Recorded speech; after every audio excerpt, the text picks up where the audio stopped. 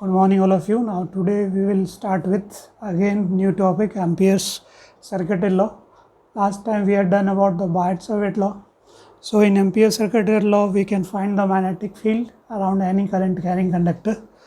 So what this Ampere's circuitry law states that if you have a current carrying conductor carrying current I, and if you enclose it in a loop, this is a loop on which you can apply the Ampere's circuitry law.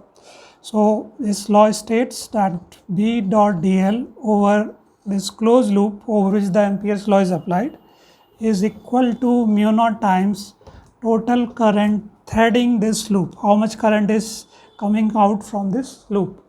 This Ampere's law having the limitation same as the Gauss theorem.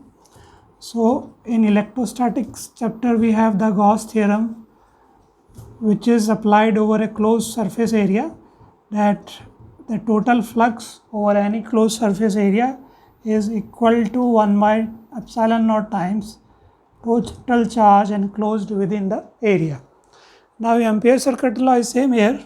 Whenever you have to apply this B dot dl, it must be the current carrying conductor must be enclosed within a closed circuit. So this is a loop over which the Ampere's law is applied and the current carrying conductor is I. So B dot dl will be equal to mu naught times I in. If you have more than wires, 2 wires, 3 wires, it carry current I1, another wire carries current I2. So what is its application? So Ampere's law will give you B dot dl will be equal to mu naught times how much current is crossing this loop, that is I1 plus I2. You can add it how many currents are threading this loop. So this is a loop over which the Ampere's law is applied, and if the current is I1, I2, I3 is coming out from the loop, then the Ampere's law will come out to be B dot dl whole integration will be equal to mu naught times I1 plus I2 plus I3. So in this manner you can apply the Ampere's law. Now what is this application? The Ampere's law is used to determine the magnetic field. This is dot product of magnetic field and the length of a circular loop. So that you have to take the angle between the magnetic field and the length of the Ampere's loop. So by how to determine the direction of magnetic field, that is by right hand thumb rule you can determine and find the angle. First application of Ampere's law we can take as there is a current carrying wire and we have to find out what is the magnetic field at this point. This point is at a distance r. So how much magnetic field this wire will generate? For that we have to apply Ampere's law, and for the Ampere's law we make a loop, that is Ampere's loop. So with this radius you make a circular loop. This is a circular loop. The current is in this form, and according to the right hand thumb rule, this is the right hand. So thumb is in the direction of current. So curls of the finger, that is in the circular form, will give you the direction of magnetic field. So this is the direction of magnetic field, and if you take the small length of this loop dl, the length of the loop and the magnetic field makes an angle 0, so theta will be 0. So B dot dl or B dl cos theta will be equal to B dl over closed loop is equal to mu naught times current coming out from this loop. How much current is coming out? That is I. Theta is 0 degree, that's why cos 0 is 1. Now this magnetic field all over this wire, this is the radius, the circular form is at equal distance, it will be equal, so B is constant. Taken outside the integration, that will be equal to mu naught I integration of dl. We have taken this small element dl, and if you integrate all these elements of this loop, integrating means addition of this loop, so that will give you the length of the loop. So integration of dl is L, and L is the length of the loop, and the length of the loop is r is the radius, so that will be 2 pi r into B is equal to mu naught I. So how much is magnetic field generated by this current carrying wire? So that is given as mu naught I upon 2 pi r. So this is the magnetic field generated by straight current carrying wire. It is independent of length of the wire. So whether it is a finite or infinite wire, you can determine the magnetic field using this equation. B is equal to mu naught I upon 2 pi r. This is one of the application of Ampere's circuitry law. to determine the magnetic field due to a wire. Now the another application of Ampere's circuitry law is to determine the magnetic field due to a solenoid. So we have a solenoid have this iron core, you can take, this is a metallic core. On this metallic core we have like this, we have the circular turns winded over this cylindrical core. So these are the circular turns, and this is coming out. You can connect it with any cell or battery. So current is coming from this wire and it is going out from this one. So this is a solenoid. This is solenoid. We are taking this solenoid is wound over a cylinder. Now initially we can take this cylinder, there is no cylinder here, it is hollow space. Then you can introduce the cylinder also. So we have to find out how much magnetic field is generated by this solenoid. And for applying the Ampere's law, we make a loop, we consider a loop. So we are taking a Ampere's loop in this form, in this rectangular form.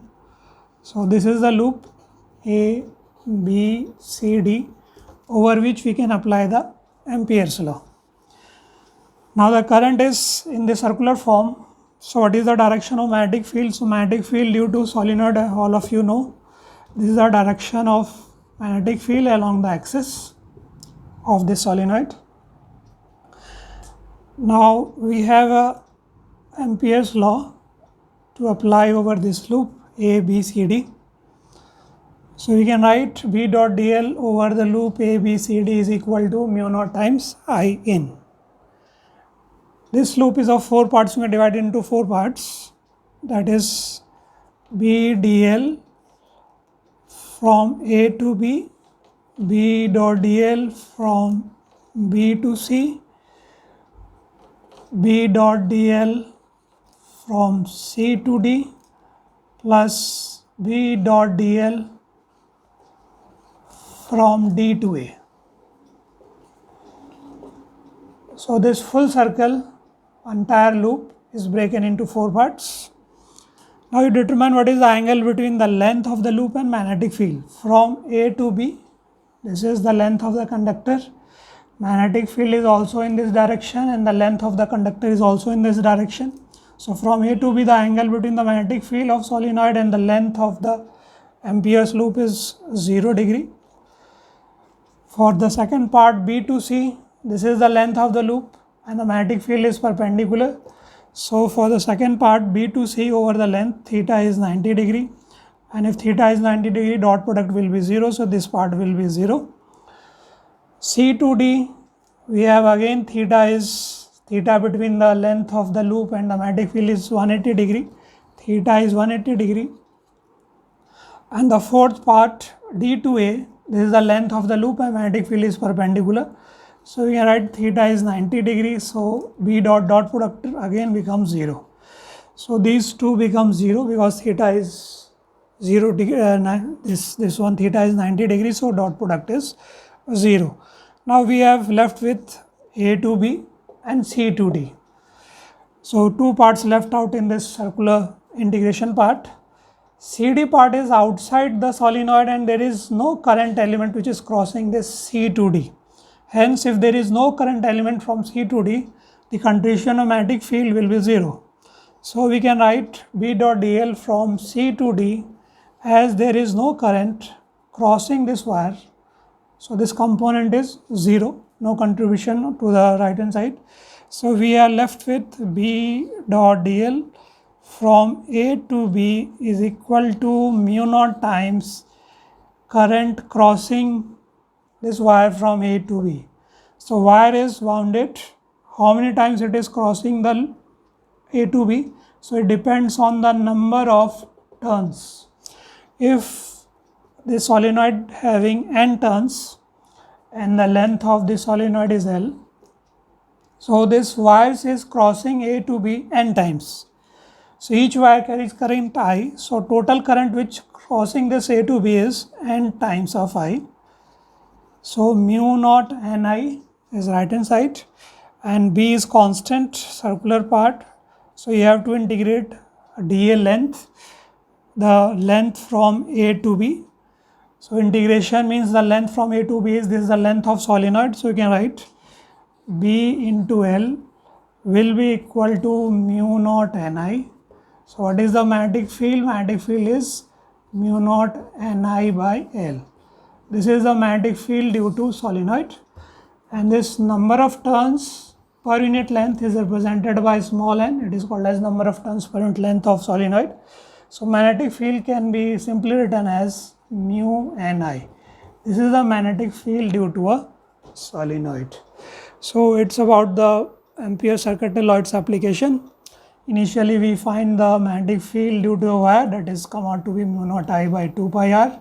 This is the magnetic field due to wire, and the second application we have done the magnetic field due to solenoid, that is mu Ni. Mu Ni is mu naught is permeability of free space, and is the number of turns per unit length, and I is the current which is passing through the solenoids. So these are the two applications of Ampere's circuital law. Okay, thank you.